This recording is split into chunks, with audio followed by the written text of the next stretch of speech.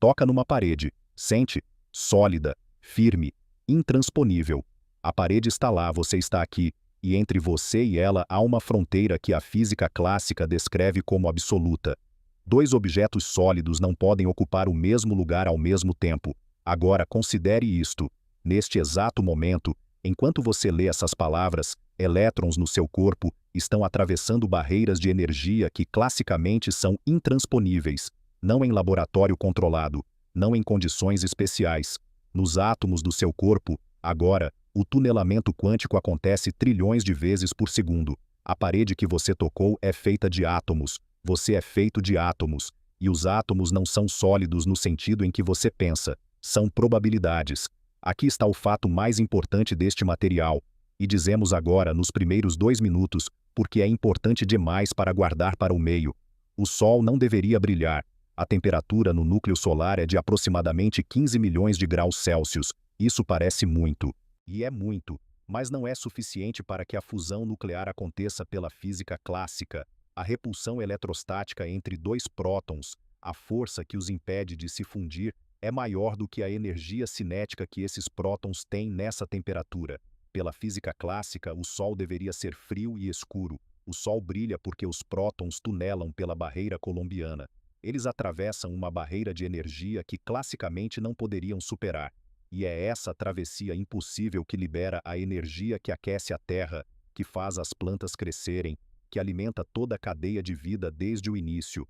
O tunelamento quântico não é uma curiosidade de laboratório, é a razão de você existir. Até o fim deste material você entenderá por que a matéria não é sólida no sentido fundamental, por que a fronteira entre aqui e lá é, em nível quântico, probabilística e não absoluta. E por que alguns físicos e filósofos comparam o tunelamento quântico com uma falha no código da realidade, um lugar onde o sistema permite que algo apareça onde não deveria estar. A matéria não é sólida, é probabilidade, e a probabilidade não conhece paredes. E a pergunta que plantamos aqui no começo, e à qual voltaremos palavra por palavra no final: se os elétrons atravessam barreiras classicamente intransponíveis, e se você é feito de elétrons, o que separa você da parede? E o que isso nos diz sobre o que a matéria realmente é? Göttingen, Alemanha. Verão de 1928. Georg Gamow tem 24 anos. É um físico soviético jovem, alto, com um senso de humor famoso e um jeito de resolver problemas que impressionava os colegas mais velhos. Está trabalhando em algo que o mantém acordado à noite: o decaimento alfa. O decaimento alfa é o processo pelo qual núcleos atômicos instáveis emitem partículas alfa, formadas por 2 prótons e 2 nêutrons. Todos sabem que isso acontece, ninguém conseguia explicar como. O problema era este: as partículas alfa dentro de um núcleo radioativo têm energia insuficiente para escapar pela física clássica. O núcleo é rodeado por uma barreira de energia, a barreira coulombiana, que é maior do que a energia das partículas.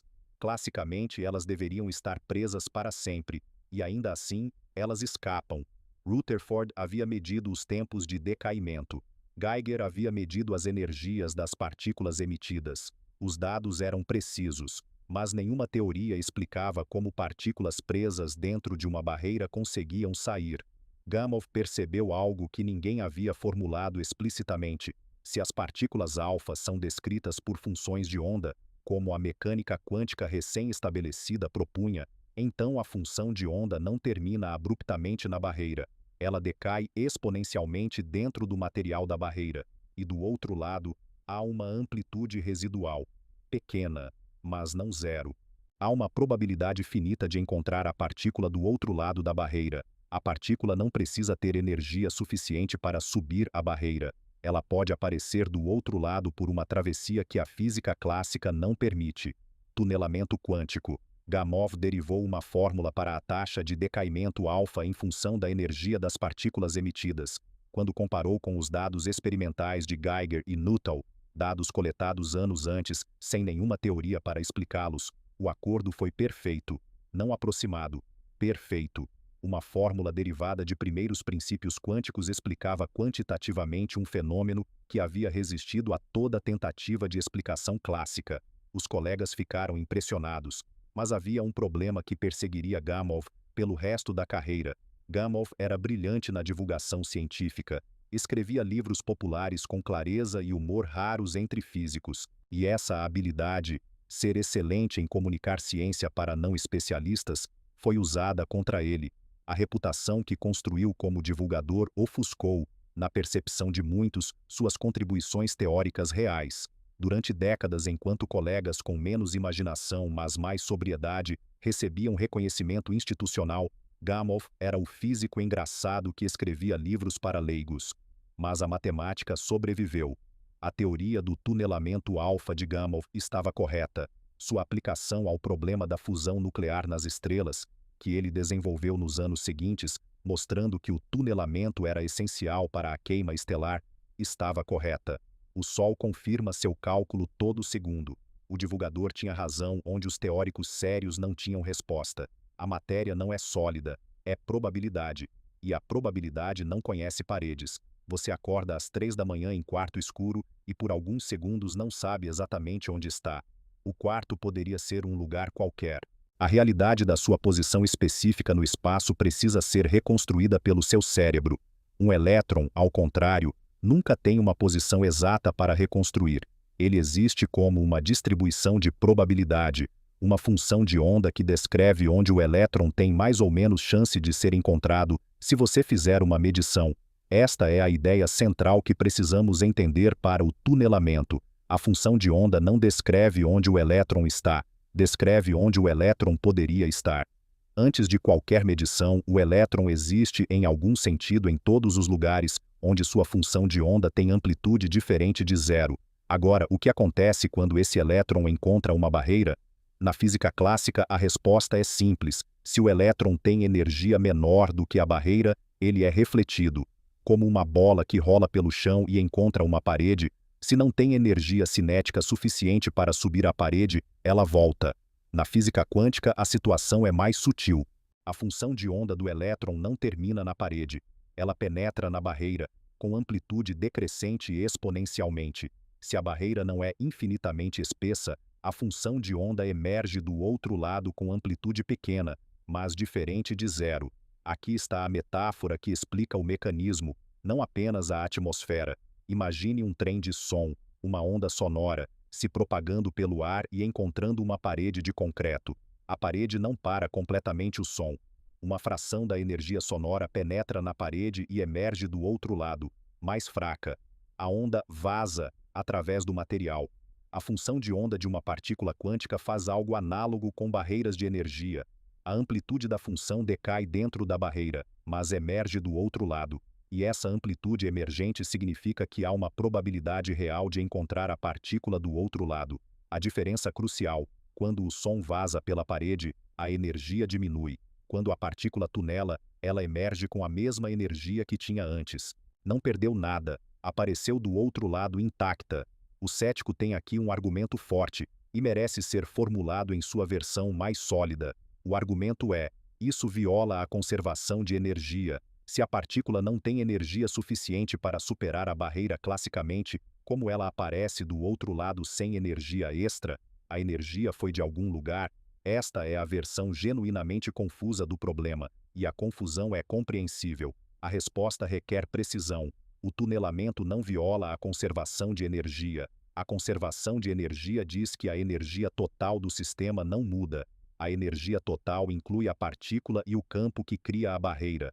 O que o tunelamento mostra é que a ideia clássica de energia insuficiente para superar a barreira é uma afirmação sobre trajetórias, e trajetórias são um conceito clássico que a mecânica quântica substitui por funções de onda. A partícula não passa pela barreira como um trem passa por um túnel. Ela não tem trajetória. Tem uma função de onda que tem amplitude dos dois lados da barreira. Energia conservada. Trajetória clássica inexistente.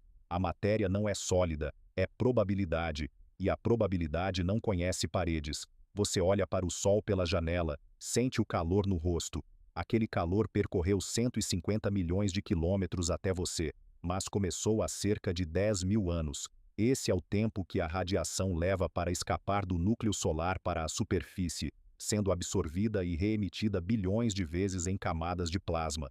A luz que você vê saiu do núcleo na época em que os humanos ainda não tinham escrita. E aquela luz existe por causa do tunelamento quântico. A fusão nuclear no núcleo solar é o processo pelo qual 4 prótons se combinam para formar um núcleo de hélio, com liberação de energia.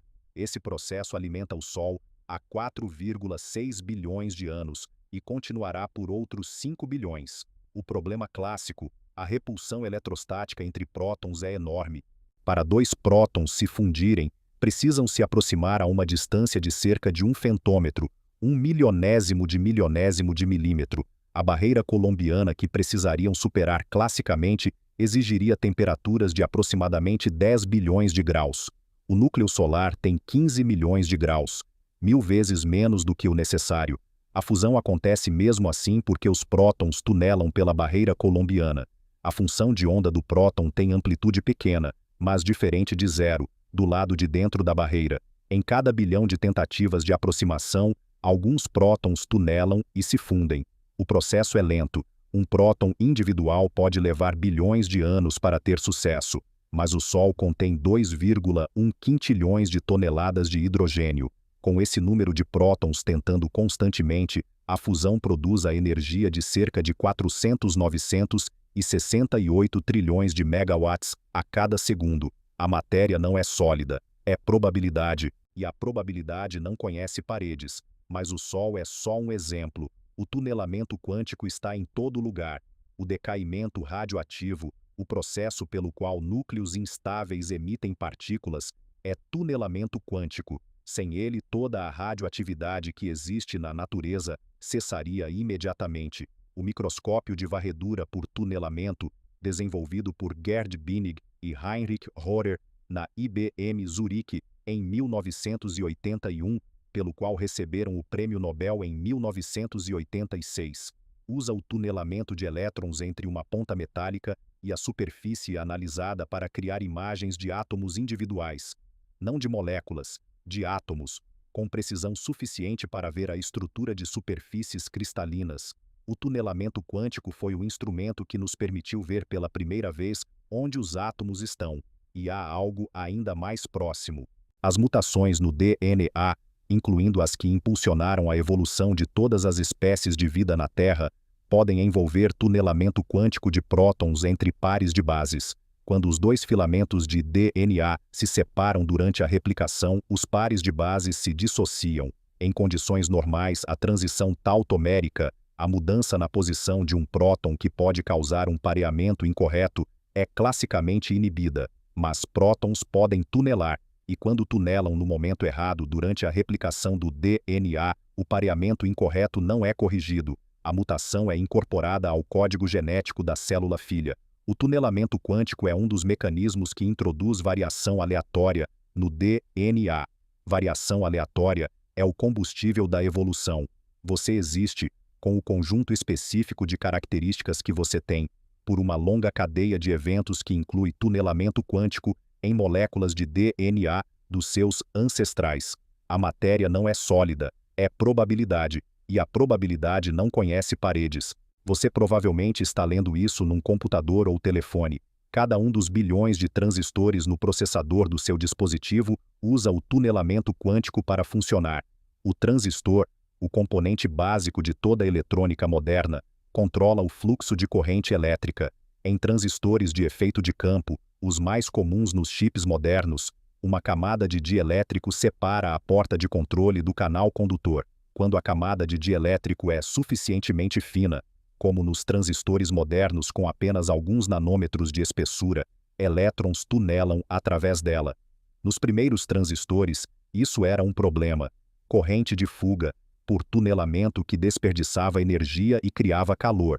Com o avanço da miniaturização, o problema se tornou incontrolável e forçou o desenvolvimento de materiais de alta constante dielétrica que dificultam o tunelamento. Mas o tunelamento também foi aproveitado. O diodo de tunelamento, proposto por Leo Szak em 1958, pelo qual recebeu o Nobel em 1973, usa o tunelamento quântico como mecanismo de operação principal. A corrente flui através de uma barreira por tunelamento, permitindo operação em frequências muito maiores do que dispositivos clássicos permitem. As memórias flash, o tipo de armazenamento no seu telefone, nos SSDs do seu computador, nos cartões de câmera fotográfica, funcionam por tunelamento. Para gravar um bit, elétrons tunelam para dentro de uma célula de armazenamento isolada. Para apagar, tunelam para fora. A informação persiste porque os elétrons ficam presos quando a tensão de programação é removida. Todo arquivo que você já salvou em memória flash existe porque elétrons tunelaram para onde você queria que eles fossem. O cético levantará aqui a objeção mais comum, mas o tunelamento só funciona para partículas subatômicas. Objetos macroscópicos, uma bola, uma pessoa, nunca vão tunelar através de nada. Esta é a versão forte do argumento. A decoerência quântica, a interação de sistemas quânticos com o ambiente, destrói a coerência quântica de objetos macroscópicos em frações minúsculas de segundo. Qualquer objeto com mais de algumas moléculas de tamanho perde suas propriedades quânticas quase instantaneamente ao interagir com o ambiente. Uma pessoa é feita de trilhões de átomos, todos em interação constante com o ambiente. A coerência quântica necessária para tunelar como unidade nunca se estabelece. É uma objeção correta e deixa uma questão sem resposta. Por que a fronteira está onde está? Por que a decoerência funciona tão bem em escala macroscópica e tão mal em escala atômica? A resposta padrão, interação com o ambiente, descreve o mecanismo. Não explica onde a fronteira entre o quântico e o clássico está localizada ou por quê. Esta é a questão do problema de medição em mecânica quântica, e está em aberto. A matéria não é sólida, é probabilidade, e a probabilidade não conhece paredes. Agora a pergunta que o título promete. Você, biologicamente complexo, macroscopicamente grande, termicamente quente, pode atravessar uma parede por tunelamento quântico? A resposta honesta é: tecnicamente não é proibido pela física. Os átomos do seu corpo obedecem às mesmas leis quânticas que os elétrons. Cada próton, cada nêutron, cada elétron em cada átomo da sua mão tem uma função de onda. Todas essas funções de onda têm amplitude que vaza para dentro de qualquer barreira que você encontre. A probabilidade de tunelamento de um único próton através de uma barreira macroscópica é astronomicamente pequena. Para um objeto da sua complexidade, com cerca de 7 octilhões de átomos, cada um com sua função de onda, todos precisando tunelar simultaneamente, em coordenação, para o outro lado da parede, os números estão além da linguagem. O tempo médio de espera para um ser humano tunelar através de uma parede de 1 centímetro de espessura foi estimado em algo como 10 elevado à potência de um número que por si só tem mais dígitos do que a idade do universo em anos. Para ter uma ideia, a idade do universo é de aproximadamente 13,8 bilhões de anos.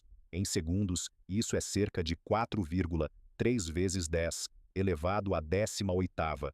O tempo médio de espera para tunelamento humano é um número tão maior que a comparação não faz sentido. Você nunca vai tunelar através de uma parede, mas há algo profundo no nunca. O nunca não é um nunca absoluto como em matematicamente impossível. É um nunca de probabilidade. O mesmo tipo de nunca que diz que você nunca vai jogar uma moeda e obter cara 1 trilhão de vezes seguidas.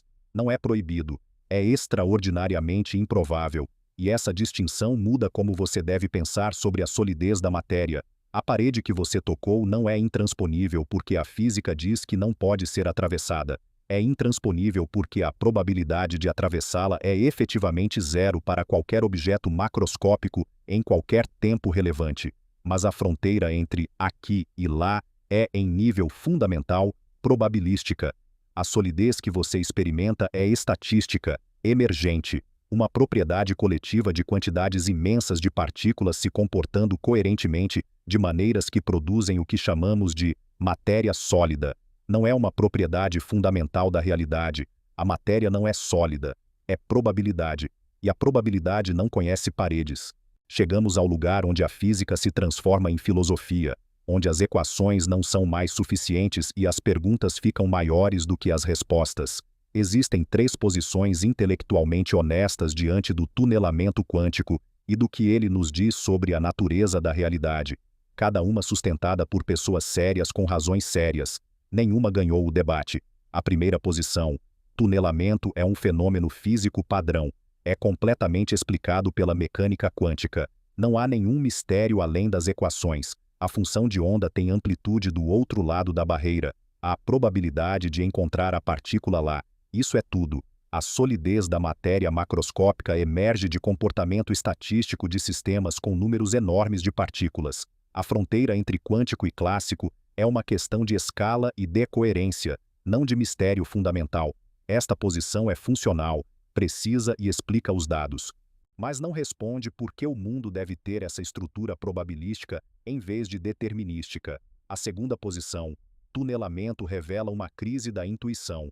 A física quântica mostra que nossas intuições sobre solidez, localização e causalidade são aproximações funcionais de algo mais profundo que não se parece com nada do cotidiano. O tunelamento é só um exemplo disso. A matéria não é sólida no sentido fundamental. Objetos não têm posições definidas antes de serem medidos. A fronteira entre aqui e lá não existe até que algo a torne real através de uma interação.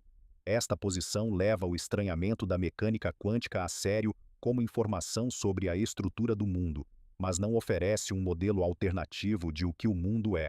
A terceira posição, tunelamento, é uma falha no código. Se a realidade é fundamentalmente informacional, se it from bit, de Wheeler, é literal, então o tunelamento quântico é algo específico na arquitetura do sistema.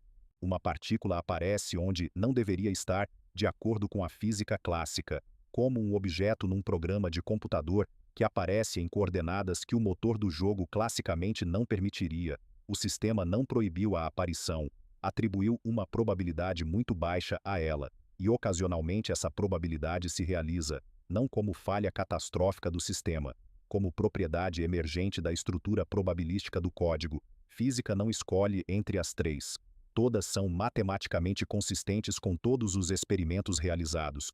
E isso é a informação mais importante. A questão do que o tunelamento nos diz sobre a natureza da realidade está no limite do que a ciência empírica pode responder sozinha. Voltamos ao início, com as mesmas palavras. Se os elétrons atravessam barreiras classicamente intransponíveis, e se você é feito de elétrons, o que separa você da parede? E o que isso nos diz sobre o que a matéria realmente é? Depois de Gamow e Schrödinger, do Sol e das memórias flash, do DNA e dos transistores, da barreira coulombiana e da função de onda, essa pergunta pesa diferente. Não é mais uma provocação retórica, é a pergunta mais honesta sobre a natureza da matéria que a física moderna nos permite fazer. A primeira resposta é técnica. O que separa você da parede é a decoerência. A interação dos seus átomos com o ambiente, fótons, fônons, campos eletromagnéticos, destrói a coerência quântica necessária para tunelamento macroscópico em frações minúsculas de segundo.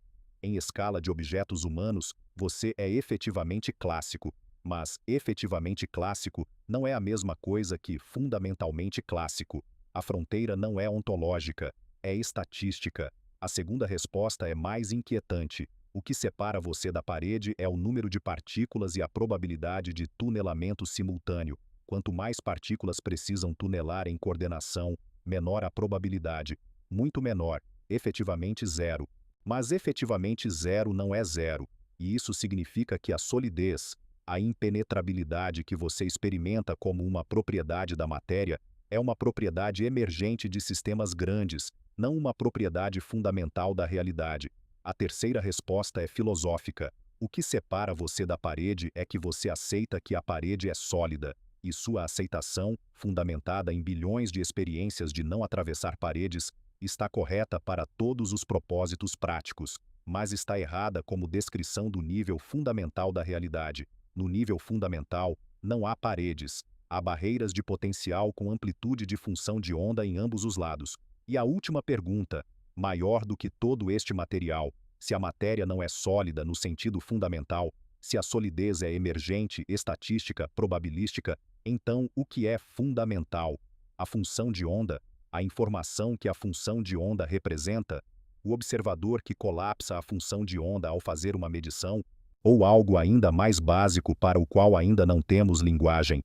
Neste momento, os elétrons nos átomos de carbono das moléculas de rodopsina nas células fotorreceptoras das suas retinas, estão absorvendo fótons deste texto. Cada absorção é um processo quântico. A função de onda do fóton colapsa. O elétron faz uma transição de estado. Isso gera o sinal que seus neurônios processam como visão. O tunelamento quântico permite que seu coração bata.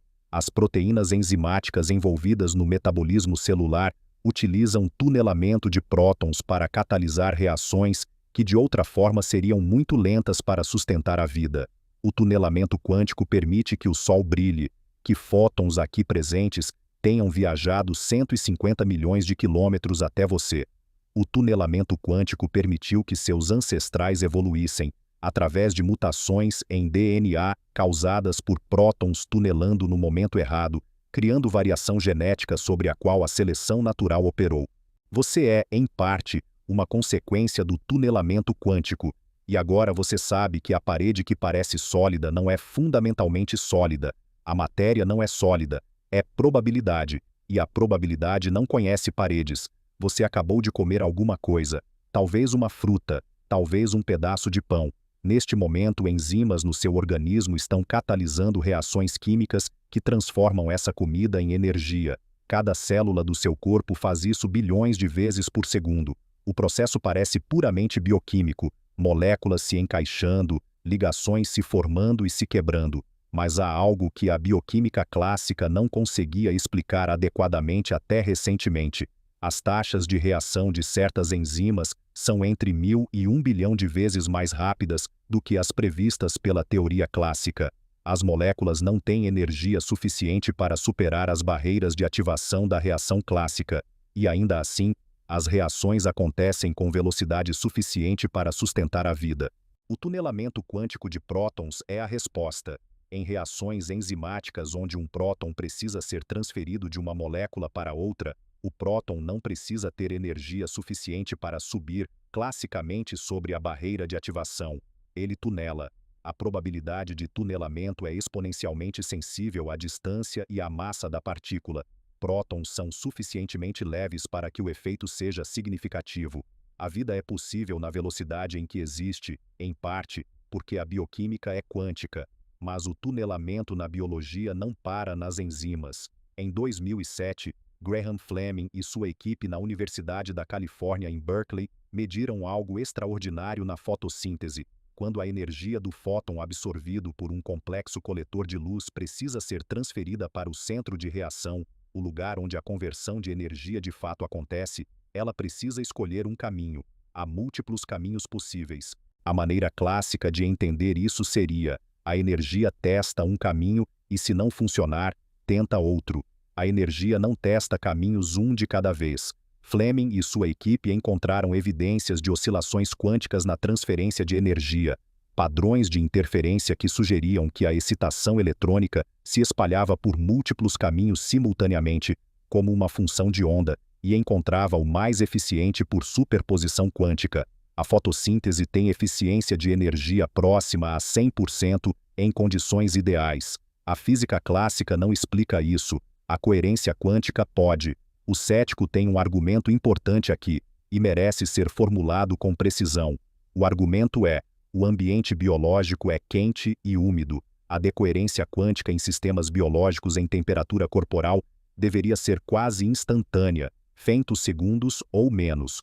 Como a coerência quântica pode ser relevante em sistemas que operam em escalas de tempo muito maiores? A biologia quântica pode ser um artefato de interpretação, não um mecanismo real.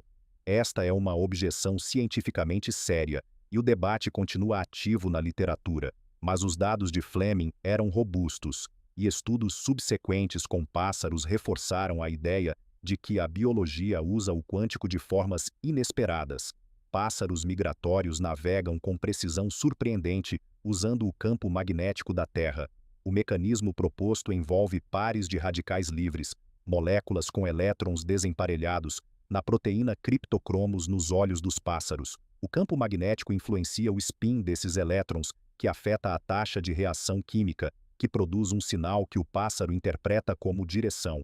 O spin dos elétrons, o campo magnético, a orientação migratória de um pássaro, conectados por mecânica quântica. A matéria não é sólida, é probabilidade. e a probabilidade não conhece paredes. Em 1962, Joseph Hartmann calculou algo perturbador sobre o tempo de tunelamento. Para uma partícula que tunela através de uma barreira, qual é o tempo que ela leva para atravessar? A resposta clássica seria: quanto mais espessa a barreira, mais tempo. Como atravessar um rio a nado, quanto mais largo o rio, mais tempo. O cálculo de Hartmann disse outra coisa. Para barreiras de espessura suficiente, o tempo de tunelamento se torna aproximadamente constante. Não aumenta com a espessura da barreira acima de um certo valor. Isso parece estranho, mas a implicação é mais estranha ainda. Se o tempo de tunelamento é constante, mas a distância física aumenta com a espessura da barreira, há uma espessura a partir da qual a velocidade efetiva de atravessamento excede a velocidade da luz. Este é o efeito Hartmann, e foi testado experimentalmente. Em 1992, Günther Nintz, em Colônia, mediu o tunelamento de fótons de micro-ondas através de uma barreira de guia de onda com espessura suficiente para que o tempo esperado fosse grande. Os resultados foram publicados e geraram controvérsia imediata. Os fótons pareciam ter atravessado a barreira com velocidade superluminal, mais rápida do que a luz. Mozart foi transmitido através da barreira 4 vezes mais rápido do que a velocidade da luz no vácuo. Isso viola a relatividade? A resposta da física é não, mas a explicação exige precisão. A relatividade proíbe a transmissão de informação mais rápida do que a luz. O que o experimento de Nintz mediu não foi transmissão de informação, foi o pico de uma função de onda gaussiana. A relação entre o pico da função de onda e a velocidade de transmissão de informação é sutil. O pico não carrega informação. A informação está no início do pulso, não no pico. Para usar o tunelamento para transmitir informação superluminal, você precisaria que o começo do pulso, não o pico, chegasse mais rápido do que a luz. E isso não acontece, mas há algo que permanece profundamente perturbador. Se o tempo de tunelamento não aumenta com a espessura da barreira, onde estava a partícula durante a travessia? A resposta clássica seria: estava se movendo através da barreira, mas se o tempo é constante independentemente da distância, a ideia de estar se movendo através não se aplica. A partícula não estava em algum lugar durante o tunelamento. A pergunta, onde estava a partícula durante o tunelamento, pode ser uma pergunta sem resposta, não por limitação experimental, mas por natureza da mecânica quântica.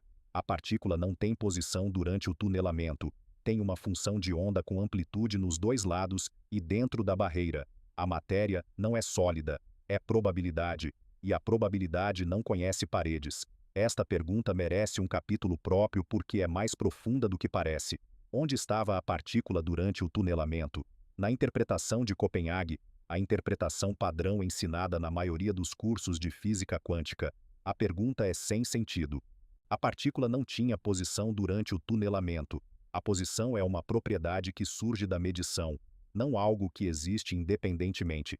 Antes de qualquer medição, não há sentido em perguntar onde estava a partícula. Esta resposta é funcionalmente útil. As previsões estão corretas. Os experimentos concordam, mas há uma sensação de que a pergunta foi descartada em vez de respondida. Na interpretação dos muitos mundos, proposta por Hugh Everett em 1956, e hoje uma das interpretações mais levadas a sério pelos físicos que se preocupam com fundamentos, a função de onda nunca colapsa. A partícula estava em superposição de todos os estados durante o tunelamento. Quando você faz a medição e encontra a partícula do outro lado da barreira, isso não significa que ela foi para lá. Significa que você selecionou um ramo da função de onda universal, onde ela está do outro lado. Há ramos onde ela está do lado de cá. Ambos são igualmente reais. Na mecânica bohmiana, a interpretação das variáveis ocultas de David Bohm, uma versão determinística da mecânica quântica, a partícula tem uma trajetória real durante o tunelamento, mas essa trajetória é guiada por uma onda piloto, que não carrega energia mas dirige o movimento da partícula. A partícula percorre a barreira, mas o caminho é determinado pela onda piloto de maneiras que não têm análogo clássico. 3 interpretações, 3 respostas diferentes para onde estava a partícula. Nenhuma pode ser distinguida por experimento. Todas prevêem os mesmos resultados observáveis. E isso é o que o tunelamento nos mostra sobre o problema de medição em mecânica quântica. O problema de medição, a questão de o que realmente acontece quando uma medição é feita, o que faz a função de onda colapsar de uma superposição para um resultado definido, não está resolvido após um século de mecânica quântica. O tunelamento torna esse problema visível de uma forma especialmente aguda porque força a pergunta de onde a partícula estava em um contexto espacial explícito. O cético dirá: isso é filosofia de física, não física. O que importa é que as previsões estão corretas. A pergunta, onde estava a partícula, pode ser insolúvel, e isso não importa para o desenvolvimento científico. A versão forte deste argumento: a ciência não precisa de interpretações, precisa de previsões testáveis. Feche a boca e calcule. Esta posição, chamada de feche a boca e calcule, é genuinamente funcional para a maioria dos físicos a maior parte do tempo, mas ela tem um custo. Se não sabemos o que realmente acontece durante o tunelamento, se três interpretações matematicamente equivalentes descrevem três realidades fisicamente completamente diferentes, então não sabemos o que a mecânica quântica nos diz sobre a natureza da realidade. Sabemos que funciona, não sabemos o que significa. E o tunelamento é um dos lugares onde esse não sabemos o que significa é mais perturbador. A matéria não é sólida, é probabilidade, e a probabilidade não conhece paredes. Em 2011, a empresa D-Wave Systems vendeu o primeiro computador quântico comercial. O comprador foi o conjunto de pesquisa Lockheed Martin, seguido pelo Google e pela NASA. O sistema usava uma técnica chamada recozimento quântico, Quantum Annealing, e o mecanismo central era o tunelamento quântico. Para entender como, considere um problema de otimização. Você quer encontrar o estado de menor energia de um sistema com muitas variáveis. Um problema comum em logística, finanças, aprendizado de máquina. O espaço de soluções tem muitos vales, estados de energia baixa locais, e você quer encontrar o vale mais profundo, o mínimo global. Um algoritmo clássico explora o espaço de soluções como uma bola rolando por uma paisagem de colinas e vales. Ela pode ficar presa num vale raso e nunca encontrar o mais profundo. O recozimento quântico permite que o sistema tunele através das colinas. Em vez de ter que subir uma colina para explorar do outro lado, a função de onda do sistema tem amplitude em múltiplos vales simultaneamente. O sistema encontra o mínimo global mais eficientemente. O tunelamento aqui não é um problema a ser evitado. É o recurso computacional que torna o computador quântico mais poderoso que o clássico para certos problemas. Mas o mesmo tunelamento que é recurso nos computadores quânticos é problema nos transistores clássicos. À medida que os transistores encolhem, a lei de Moore empurrando o tamanho para menos de 2 nanômetros nos chips mais modernos, a camada de óxido de porta fica tão fina que elétrons tunelam através dela sem controle. A corrente de tunelamento cria fuga de energia, aquece o chip e torna o transistor menos confiável. A miniaturização encontrou o tunelamento como limite físico. Os engenheiros responderam com materiais de alta constante dielétrica, que criam barreiras mais efetivas contra o tunelamento, e com arquiteturas tridimensionais de transistor que reduzem o campo elétrico nas camadas mais finas. Mas a guerra contra o tunelamento indesejado continua. Cada chip moderno é o resultado de engenheiros tentando controlar um efeito quântico que age independentemente de qualquer intenção de design. Você não pode pedir permissão ao tunelamento. Você não pode desligá-lo.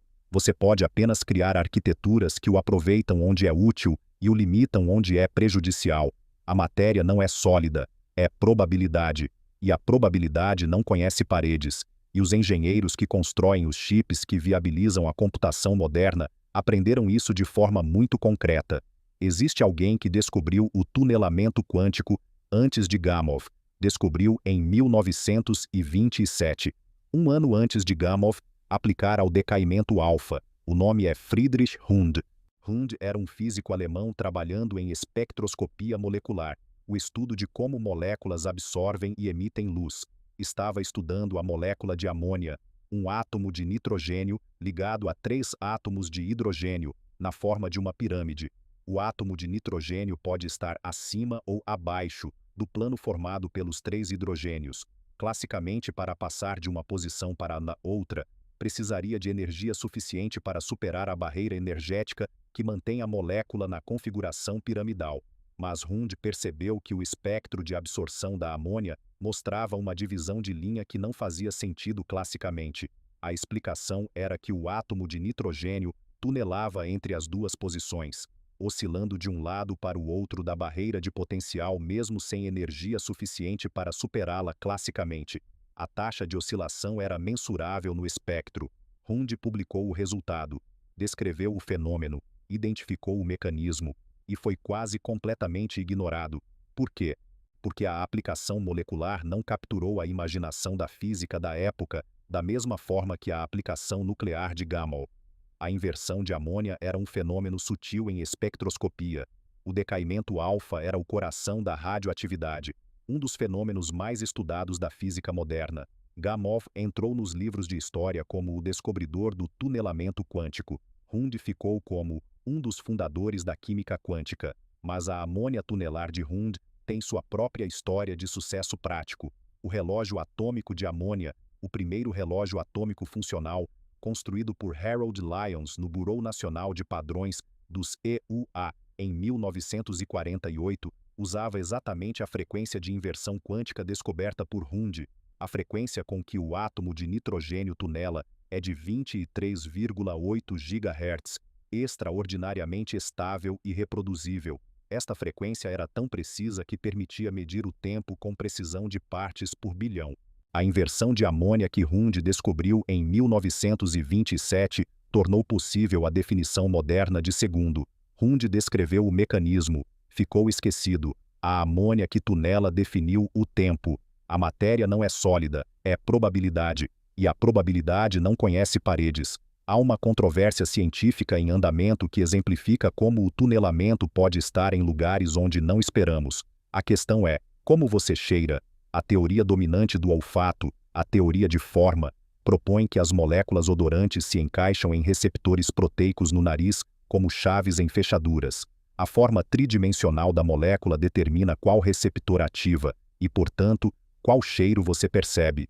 Esta teoria explica muita coisa, mas tem problemas. Moléculas com formas idênticas às vezes cheiram diferente. Moléculas com formas completamente diferentes às vezes cheiram igual. A correspondência entre forma molecular e percepção de cheiro não é perfeita. Em 1996, Luca Turin, um biólogo britânico-grego com talento para criar teorias heterodoxas, propôs algo diferente. O cheiro não é determinado pela forma da molécula, é determinado pelas frequências de vibração das ligações moleculares.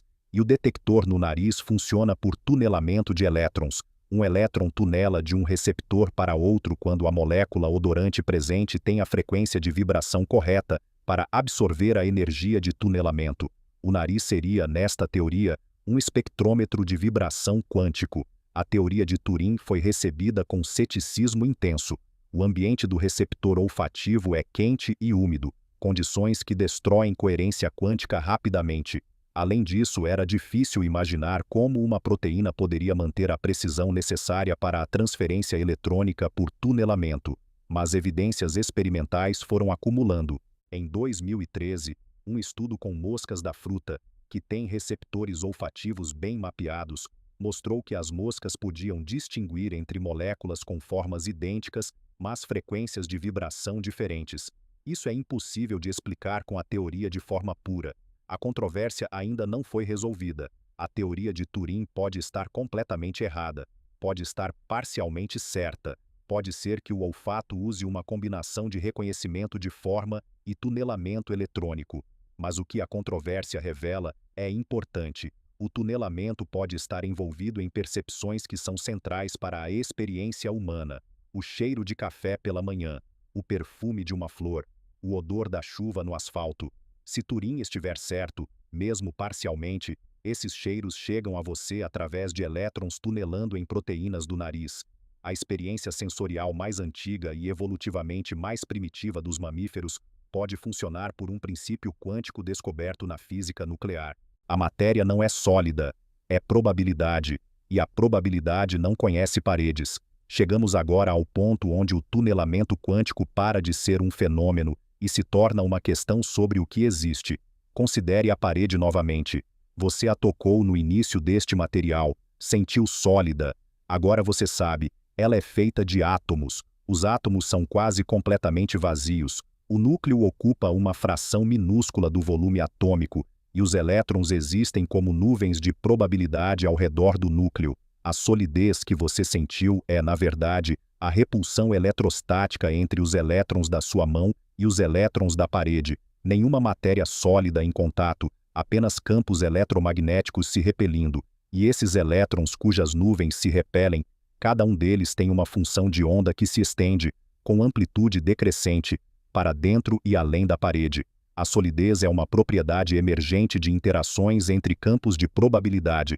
Não é uma propriedade fundamental da matéria. O que é fundamental é a função de onda, a distribuição de probabilidade, a amplitude de encontrar a partícula em cada ponto do espaço. Esta compreensão tem uma história que vai além do tunelamento. Louis de Broglie, príncipe francês e físico, que propôs em 1924 que partículas têm ondas associadas, assim como luz tem partículas associadas, foi recebido com ceticismo na sua defesa de doutorado. Einstein, consultado como avaliador externo, disse que a ideia era muito ousada, mas parece ser muito sólida. Einstein tinha razão. De Broglie ganhou o Nobel em 1929. A matéria tem propriedades ondulatórias, e onde há ondas, há interferência, difração e tunelamento. Erwin Schrödinger, o austríaco cujo gato, simultaneamente vivo e morto, se tornou o símbolo mais reconhecido da física quântica, escreveu a equação que descreve como a função de onda evolui no tempo. A equação de Schrödinger é o coração matemático da mecânica quântica. Mas Schrödinger originalmente acreditava que a função de onda era uma onda real no espaço, que o elétron era literalmente espalhado como uma onda, sem posição definida. Max Born mostrou que a interpretação correta é probabilística. O quadrado da amplitude da função de onda dá a probabilidade de encontrar a partícula num dado lugar. O elétron não está espalhado, ele está em superposição probabilística, e o tunelamento é a consequência mais dramática desta superposição. Se a partícula existisse como um ponto no espaço, como a física clássica assume, ela estaria ou do lado de cá ou do lado de lá da barreira, sem nada entre, mas como uma distribuição de probabilidade, como uma função de onda, a partícula existe em algum sentido dos dois lados e dentro da barreira simultaneamente, e isso permite que ela seja encontrada do outro lado sem ter atravessado, no sentido clássico. O tunelamento não é uma partícula passando por onde não deveria, é uma partícula sendo encontrada onde sua função de onda tem amplitude não nula. A diferença é tudo. A matéria não é sólida, é probabilidade, e a probabilidade não conhece paredes, e paredes afinal também são probabilidade. Voltemos à parede, não como metáfora, como objeto físico. O que é exatamente a barreira que o tunelamento atravessa? A resposta clássica seria uma região de espaço onde há material sólido. O espaço está preenchido com átomos, e os átomos impedem a passagem. Mas você agora sabe que os átomos não são sólidos, são quase completamente vazios, com elétrons existindo como distribuições de probabilidade. A solidez é a repulsão eletrostática entre campos. Então a barreira não é matéria sólida, é um campo de energia potencial, uma região onde a energia potencial é alta. Uma partícula com energia cinética menor do que essa barreira seria classicamente refletida, mas a barreira de energia potencial não é uma parede física, é uma propriedade do campo eletromagnético em cada ponto do espaço, e o campo eletromagnético é um campo quântico, e campos quânticos obedecem à mecânica quântica, e em mecânica quântica, nenhuma barreira é absolutamente intransponível. A matéria sólida é energia potencial, é campo quântico, é distribuição de probabilidade, e distribuições de probabilidade não têm fronteiras absolutas. Isso tem uma implicação que raramente é discutida explicitamente. O espaço em si mesmo não é um separador absoluto. A noção de que aqui e lá são categorias mutuamente exclusivas, que se você está em A não pode estar em B, é uma propriedade da física clássica, não da realidade fundamental. Em nível quântico, uma partícula pode ter amplitude de probabilidade em A e em B simultaneamente. O espaço não separa de forma absoluta. Ele cria diferenças de probabilidade. E se o espaço não é um separador absoluto, Se a distinção entre aqui e lá é probabilística, não ontológica, então o que é o espaço? Esta é uma das perguntas mais profundas na fundação da física contemporânea. A hipótese ER igual a EPR de Maldacena e Susskind, que o entrelaçamento quântico e os buracos de minhoca são a mesma coisa, sugere que o próprio espaço emerge do entrelaçamento quântico. Menos entrelaçamento entre duas regiões significa mais distância entre elas.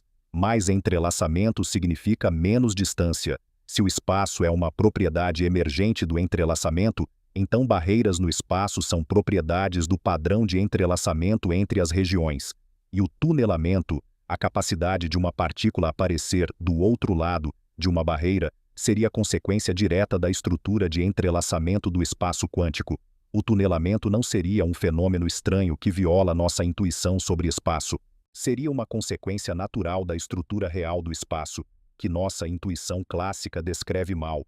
A matéria não é sólida, é probabilidade, e a probabilidade não conhece paredes. Há uma pergunta que o tunelamento quântico força de forma muito concreta. Quando exatamente um núcleo radioativo vai decair? A mecânica quântica diz: não há como saber.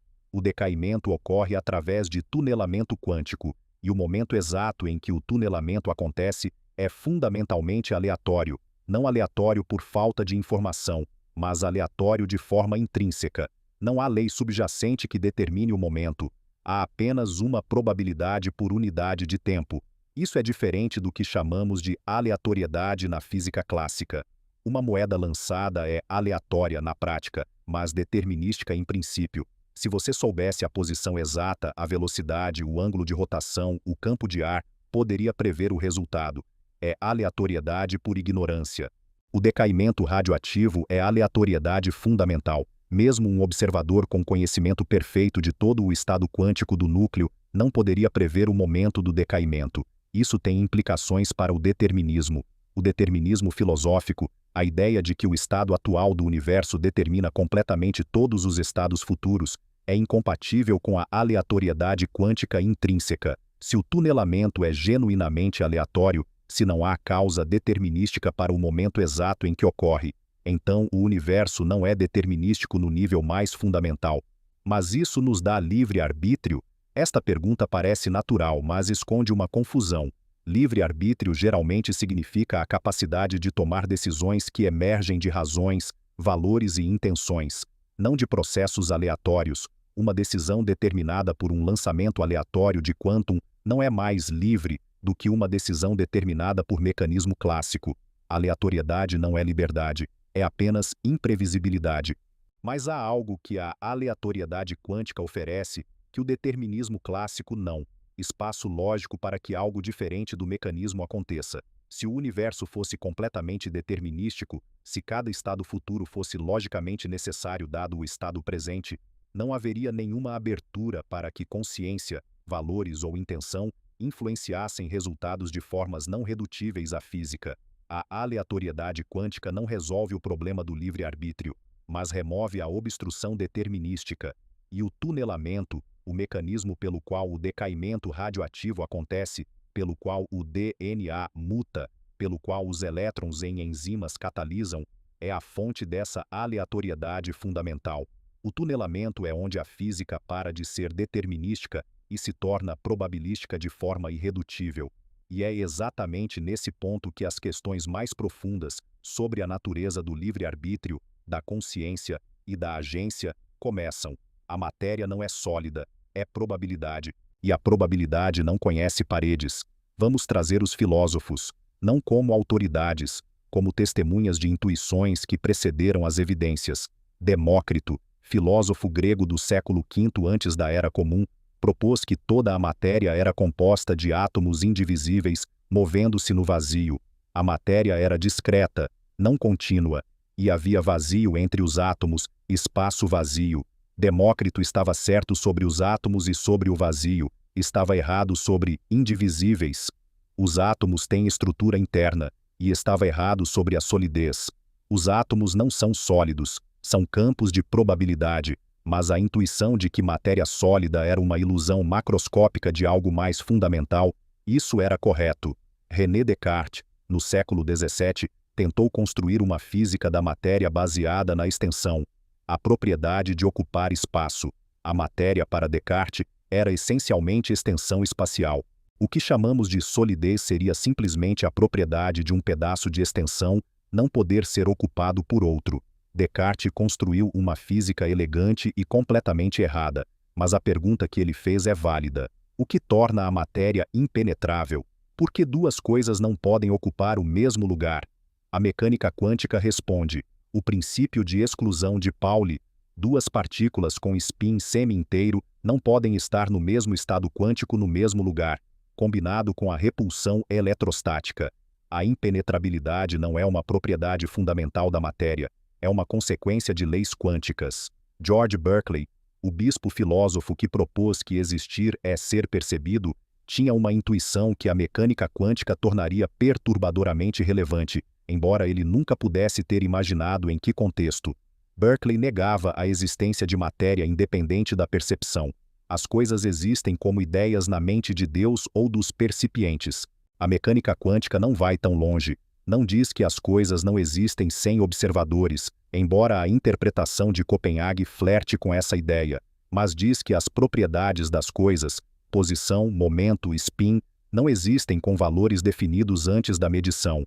A parede tem posição definida, não enquanto você não fizer uma medição de sua posição com resolução subatômica. A solidez que você experimenta é o resultado de bilhões de medições efetivas. Todas as interações eletromagnéticas entre os elétrons da sua mão e os elétrons da parede.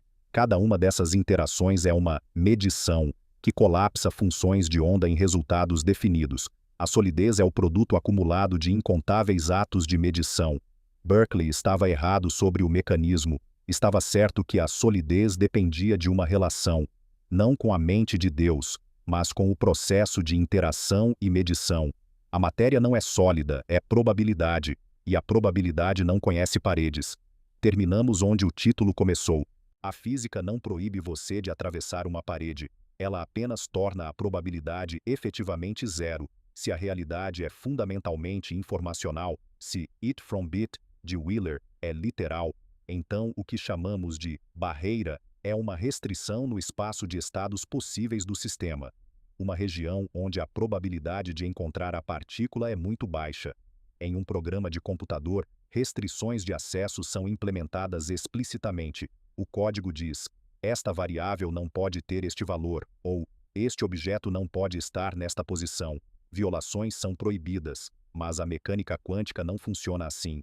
Ela não proíbe estados, ela atribui probabilidades, e probabilidades muito baixas não são zero. O tunelamento nesta perspectiva é o sistema quântico explorando estados de baixa probabilidade que o mundo clássico descreveria como inacessíveis, não como erro do sistema, como propriedade do sistema.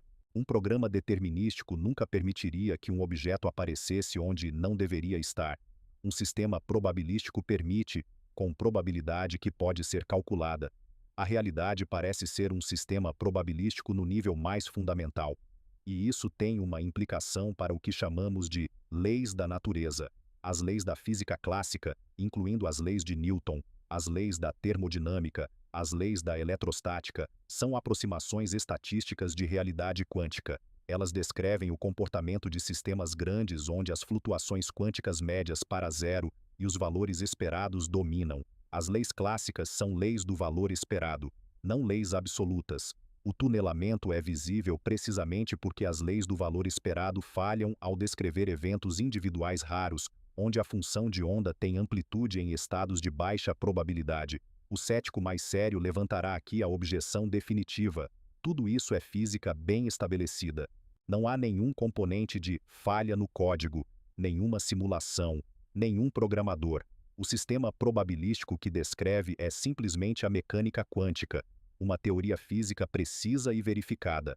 Esta objeção tem razão em tudo que afirma. O que não faz é escolher entre isto é física e isto é informação.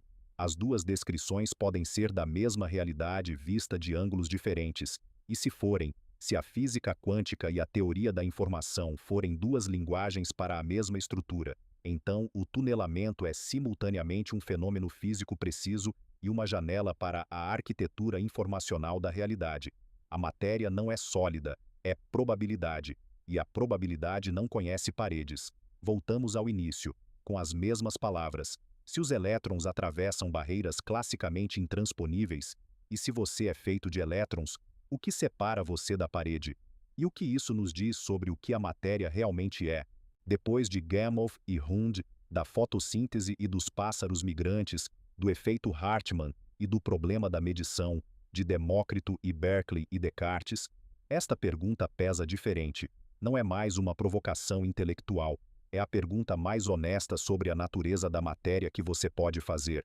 A primeira resposta é imediata. O que separa você da parede é a decoerência, a escala, o número de partículas, a probabilidade efetivamente zero de coordenação quântica em sistemas do tamanho de um ser humano.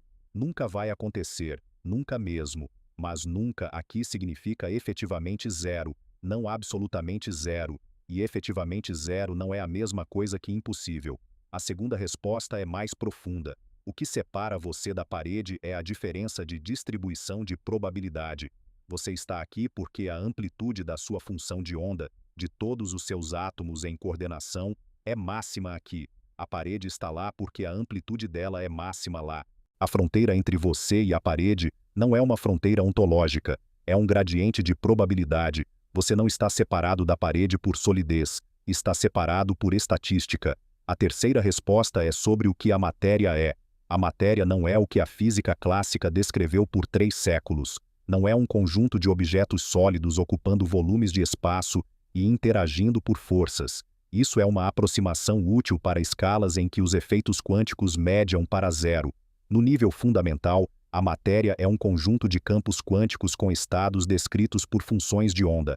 As partículas são excitações desses campos. A solidez é a repulsão entre essas excitações. A barreira é uma região de alta energia potencial nesses campos, e campos quânticos não têm fronteiras absolutas. A quarta resposta é existencial.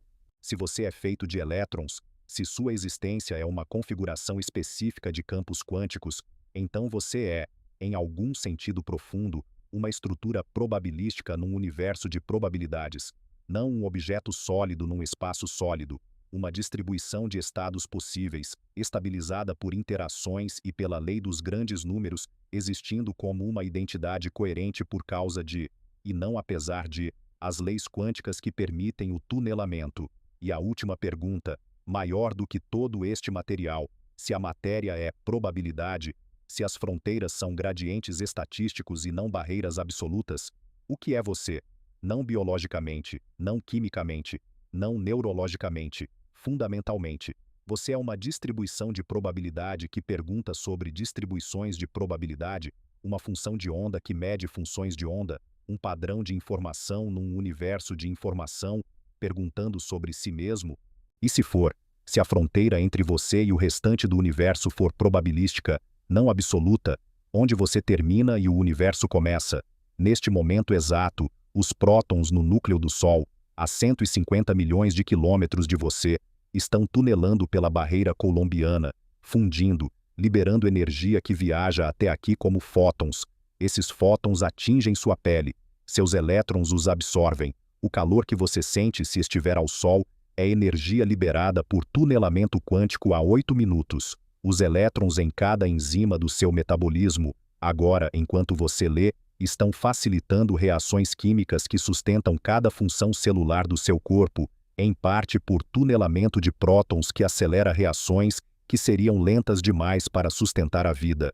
O DNA nas suas células, em divisão agora em algum lugar do seu corpo, carrega mutações introduzidas por prótons que tunelaram no momento errado nas moléculas dos seus ancestrais, criando a variação sobre a qual a seleção natural operou para eventualmente produzir você.